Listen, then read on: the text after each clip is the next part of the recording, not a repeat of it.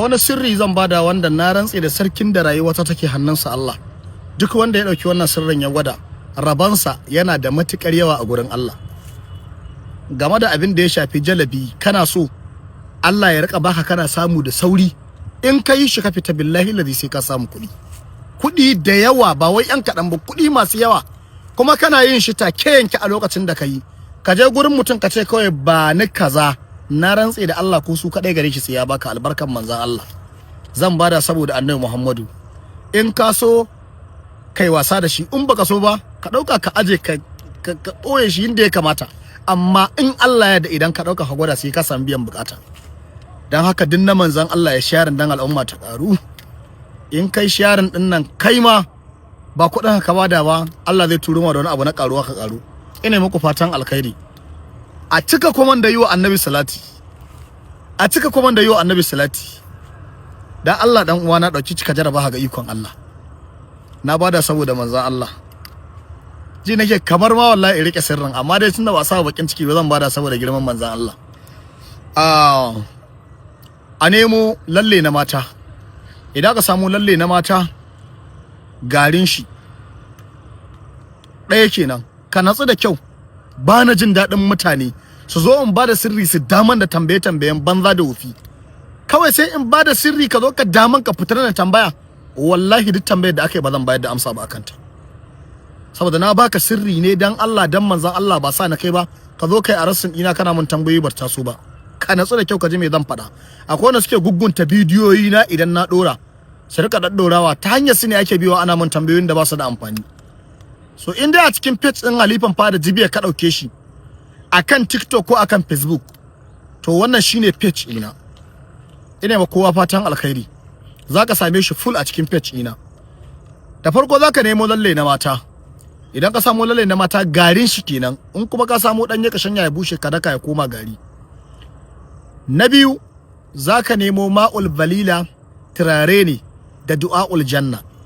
Sai ka nemi kamar robar suwan wata kwaya daya ta ruwa, sai ka zuba wannan lalle na mata kamar cokali 3, ma'ana koshiya 3 na yan Niger. Zaka ibi wannan garin lalle na mata ka zuba a cikin wannan roba ta suwan wata, ko in ce muku ta faro. Idan ka zuba, sai ka dauko wannan turare ma'ul balila da du'aul janna din nan, ka zuba su a ciki. Ka zuba cokali 3 na lalle, ka zuba wannan turaruka a ciki, sai ka jijjiga ka aji. Idan ka jijjiga ka aji, kaga yana cikin roba complete, ka jijjiga ka aje ko, sai ka dauko leda, sai ka zuba wani a cikin leda kadan, sai ka kulle, sai ka aje shi.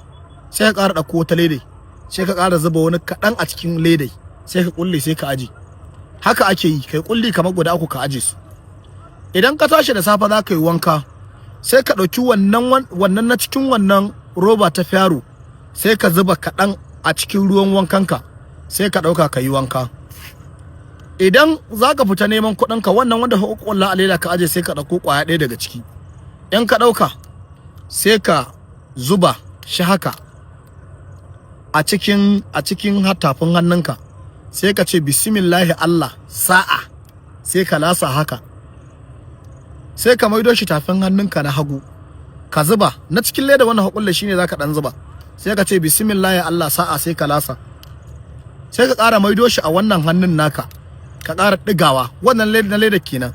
Sai ka ce bismillah Allah sa'a, sai ka diga, sai ka lasa. Lasa 3 kenan ko?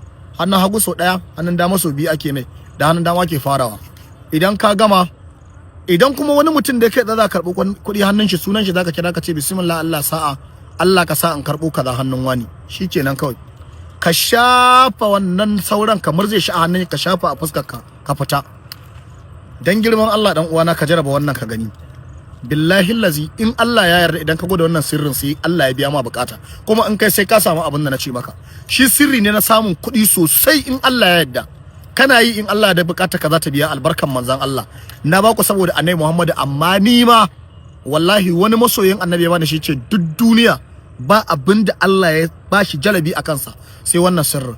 Ya bani saboda Annabi Muhammad in faɗa ma al'umma. Shi mamaki ma yake ga mutum bai samun kuɗi. Yace ya sha wahalar rayuwa, amma yanzu Allah ya taimake shi. Kuma wannan sirrin shine yace wallahi ya mallaki abubuwa, kadarori na rayuwa, ce bai taɓa fita ba. Wallahi yace ga abin da yake so bai anso ba a gurin wani. yace wallahi malam na baka saboda annabi Muhammad saboda baka da bakin ciki to dan haka kuma dan manzon Allah ku sharar nan al'umma ta ƙara ine mu kowa fatan alkhairi bai da wahala wannan sirrin in ka aikata zaka yi ma Allah godiya kuma zaka tura ma yan uwanka su amfana da shi duk idan ka tashi kenan kaga wannan kullen da kai idan ka tashi zaka dauka kai amfani da su wannan shi kuma na sauran roban nan ta faro ta ruwa zaka iba shi kuma kai amfani da shi wurin wanka idan kuma galan ɗaya zaka yi to cokali 7 zaka zuba da lalle din amma wannan turaren kwalba biyun nan su zaka zuba ma'ul balila da a'ul janna ina muku fatan alkhairi daga almajirin ku Halifan Fada Jibiya ba bakin ciki a cika kwaman da yau annabi